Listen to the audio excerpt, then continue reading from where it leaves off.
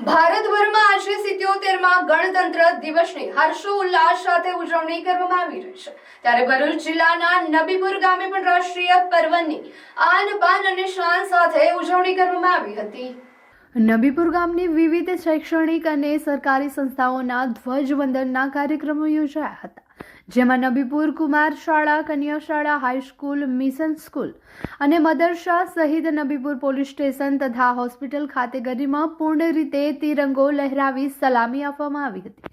આ પ્રસંગે શાળાઓમાં વિદ્યાર્થીઓ દ્વારા દેશભક્તિને રજૂ કરતા સાંસ્કૃતિક કાર્યક્રમો રજૂ કરવામાં આવ્યા હતા।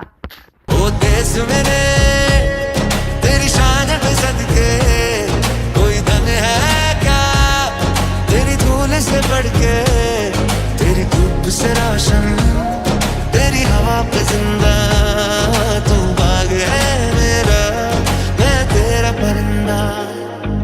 क्या मन मौजी बेफिक्रे थे, क्या मन मौजी बेफिक्रे थे, मौत पे अपनी हंसते थे, दिल में वतन को रखने वाले सर पे कफन भी रखते थे। संदेश से आते हमें तड़पा